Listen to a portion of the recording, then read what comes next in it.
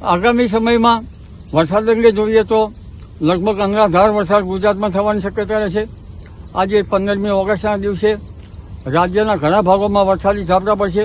ઉત્તર ગુજરાતના ભાગમાં ભારે વરસાદી ઝાપટા પડવાની શક્યતા રહેશે કોઈ જગ્યાએ, પરંતુ તારીખ 16 થી 20માં રાજ્યના ઘણા ભાગમાં સાર્વત્રિક વરસાદ થવાની શક્યતા રહેશે અને ત્યારબાદ જોવા જઈએ તો તારીખ 27 સુધીમાં લગભગ દક્ષિણ સૌરાષ્ટ્રના ભાગોમાં ભારેથી અતિભારે વરસાદ થવાની શક્યતા રહેશે। કેટલાક ભાગમાં અનરાધાર વરસાદ થવાની શક્યતા રહેશે। લગભગ 12 ઇંચ કે તેથી પણ વધુ વરસાદ થઈ શકે અને દ્વારકાના ભાગો, પોરબંદરના ભાગોમાં પણ ભારેથી અતિભારે વરસાદ થવાની શક્યતા રહેશે। કચ્છના ભાગોમાં પણ ભારે વરસાદ ભારે વરસાદ થવાની શક્યતા રહેશે।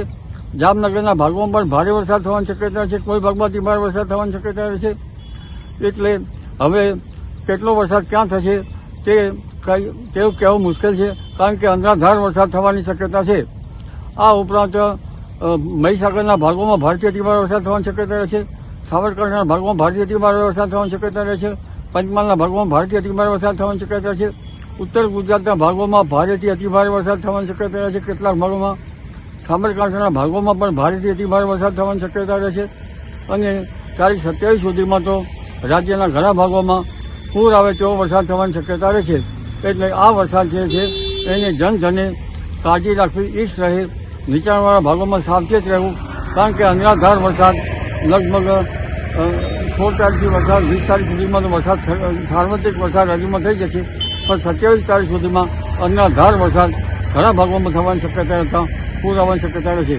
આ ઉપરાંત ઓગસ્ટ માસમાં સૂર્યકેતુની યુતિ રાજકારણ ઉપર ખરાબ પ્રભાવ પાડી શકે તેમ છે।